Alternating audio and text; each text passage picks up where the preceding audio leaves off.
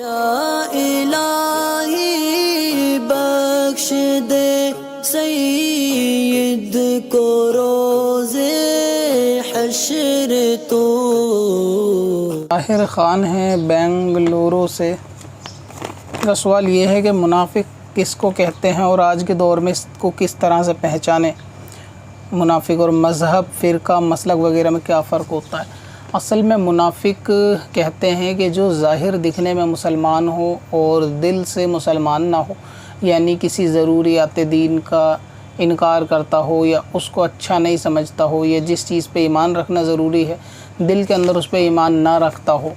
تو اس شخص کو منافق کہتے ہیں۔ جو دکھنے میں مسلمانوں کے بیچ میں مسلمانوں سا بیہیو کرے لیکن دل میں اس کو پتہ ہے کہ ایسا معاملہ نہیں۔ مثال کے طور پہ اگر آپ کسی ایسے شیعہ سے ملیں گے جو دکھنے میں آپ کو لگے کہ وہ صحابہ کی عزت کرتا ہے اور نظر بھی آتا آپ کے سامنے باتیں کرے یا آپ باتیں کریں، تو اس کو کوئی اس وقت ایسا ظاہر کرے کہ جیسے وہ سارے صحابہ سے محبت کرتا ہے، اور بعد میں جو ہے وہ صحابہ کی پھر برائی کرے پیچھے اور ان کو بہتان لگائے یا لان تان کرے، تو ایسی صورت میں یہ منافق کی علامت ہے کہ جو دکھنے میں مسلمانوں والا معاملہ کرے یا ان سے ظاہر ہو، دل سے ظاہر سے ایمان والے لگے، اور باطن سے وہ شخص کافر ہو، کسی ضروریات دین کا منکر بھی ہو، یا اس طریقے کا معاملہ کرتا ہو کہ سامنے کچھ اور پیچھے کچھ، اس کو اکثر منافق کہا جاتا ہے۔ اب ایسی کوئی علامت تو نہیں ہوتی کہ جس سے یہ ظاہر ہو، یعنی ہر شخص پہچان سکے کہ یہ شخص منافق ہے یا نہیں ہے۔ البتہ کچھ صورت ایسی ہوتی ہیں جیسے کسی کی تصنیف سے ظاہر ہو جاتا ہے کہ بھئی اس کا جو ریٹن میں میٹر ہیں اس سے پتہ چلتا ہو کہ یہ شخص نے صحابہ کے بارے میں کیا لکھا ہے، اولیاء اللہ کے بارے میں کیا لکھا ہے اور اپنے بیانوں میں کیا کہتا ہے۔ اسی طریقے سے یا کسی شخص کے ذریعے پتہ چلے کہ یہ فلاں شخص کے بارے میں اعتقاد کیا رکھتا ہے، یا مذہب اہل سنت کے بارے میں اس کے عقائد بگڑے ہوئے ہیں یا درست نہیں ہیں، تو اس طرح سے پتہ چلتا ہے۔ پھر منافق بھی دو قسم کے ہوتے ہیں، ایک منافق عملی بھی ہوتا ہے اور ایک اعتقادی بھی ہوتا ہے، یعنی وہ منافق کہ جو عقائد کے معاملے میں منافق ہوتا ہے، جس کے عقیدے درست نہیں ہوتے لیکن وہ لوگوں کے سامنے ظاہر اپنا آپ کو منافق مسلمان ہی کرتا ہے، لیکن دل میں اس کے عقیدے غلط ہوتے ہیں اور وہ اکثر ان باتوں کو لوگوں کے سامنے بتاتا بھی نہیں۔ مثال کے طور پہ آپ سمجھ لیں کہ اہل حدیث کو یا وہابیوں کو کہ یہ لوگ لوگوں کے سامنے جو ہے نا سارے پازیٹیو چیز، اپنی پازیٹیوٹی دکھاتے ہیں تاکہ لوگوں کو یہ مسلمان نظر آئیں، اور حضور پاک کے بارے میں ان کا اصل عقیدہ کیا ہوتا ہے یا کتابوں میں کیا ہوتا ہے لکھا ہوا، یہ اس کو عوام کے سامنے جلدی ظاہر نہیں کرتے۔ تو یہ بھی ایک علامت منافق کی ہے کہ لوگوں کے سامنے دکھانا کچھ لیکن دل میں صورتحال کوئی دوسری ہوتی ہے۔ اور جو منافق عملی ہوتا ہے وہ اس کو کہا جاتا ہے کہ جیسے کسی ایسے عمل کے اندر بندہ مبتلا ہو کہ جس کو حضور پاک نے فرمایا ہو کہ یہ کام مسلمان نہیں کر سکتا یا یہ کام منافق کا ہوتا ہے، تو وہ اگر فعل سے ریلیٹڈ ہے تو پھر اس کو منافق عملی کہتے ہیں۔ ایک ایگزامپل کے طور پہ صرف میں آپ کو بتاتا ہوں، جیسے حضور نے فرمایا ہے کہ منافق ہی جھوٹ بولتا ہے، تو اس کا مطلب یہ جھوٹ کا جو معاملہ ہے وہ عقیدے کے ساتھ نہیں ہے بلکہ یہ اخلاق کے ساتھ ہے اور یہ عمل کے ساتھ ہے۔ تو اب یہ شخص جو ہے نا جھوٹ بولنے والا، یہ منافق کے عملی والا منافق کہہ جائے گا، اعتقاد والا نہیں کہلائے گا، کیونکہ اس کے عقائد بالکل درست ہیں، اہل سنت کے ہیں، تو یہ اعتقاد کے طور سے، عقائد کے طور سے جو ہے وہ مسلمان ہی سمجھا جائے گا۔ اور منافق عملی اس اعتبار سے کہ اس کے عمل میں منافقوں والا عمل موجود ہے کہ مومن جھوٹا نہیں ہوتا یا پھر منافق جھوٹا ہوتا ہے، تو اس اعتبار سے وہ منافق عملی ہوتا ہے۔ اسی طریقے سے جو دیگر معاملات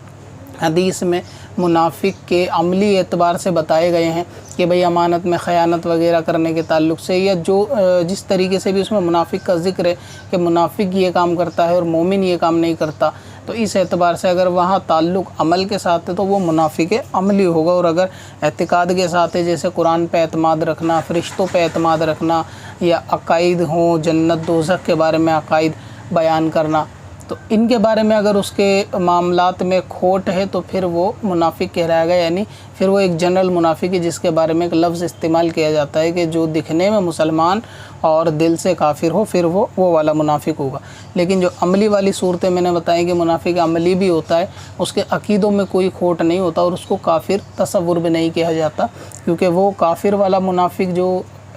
تصور کیا جاتا ہے وہ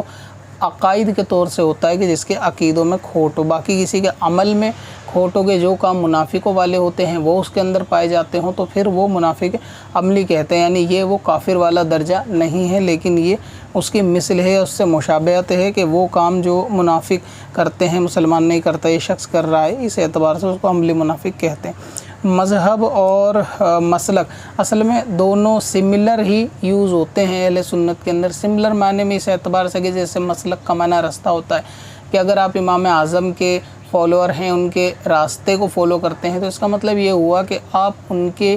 فقہ کو، ان کے طریقہ کار کو اور اس اعتبار سے فالو کر رہے ہیں، تو اسی کو جو ہے وہ مسلک کہتے ہیں اور اسی کو مذہب بھی کہہ دیا جاتا ہے کہ مذہب اہل سنت۔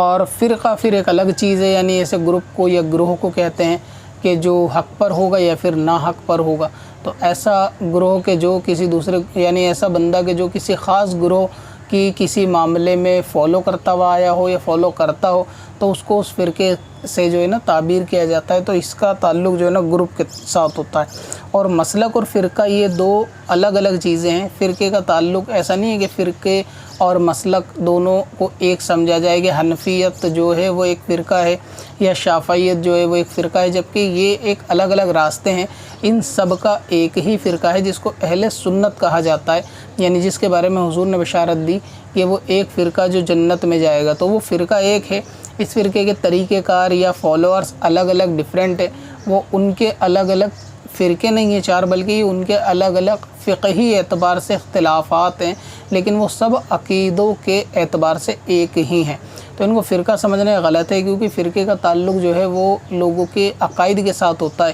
عقائد کی بنا پر الگ فرقے بنتے ہیں، نہ کہ عمل کی بنا پر، کیونکہ عمل کی بنا پر جو الگ ہوتے ہیں پھر وہ فرقے نہیں ہوتے، پھر وہ مسلک بنتے ہیں۔ جس طرح سے یہ چار مشہور مسلک بنے ہیں جو عمل کی بنا پر بنے ہیں، جبکہ سب کے اعتقاد اور عقائد جو ہیں اللہ رسول کے بارے میں، قرآن کے بارے میں، حدیث کے بارے میں، فرشتوں کے بارے میں، دوزخ، جنت، جہنم، قبر کا عذاب یا پھر بعد مرنے کے اٹھائے جانا، حشر میں حساب کتاب ہونا، ان سب کے بارے میں ان سب کے عقائد بالکل ایک ہیں۔ جو عقائد حق اہل سنت کے ہیں وہی عقیدے ہیں۔ تو ان چاروں مسالک کو جو ہے وہ فرقہ نہیں کہا جاتا، بلکہ یہ چاروں الگ الگ راستے ہیں، لیکن یہ سب اہل سنت ہی کے کہلائیں گے۔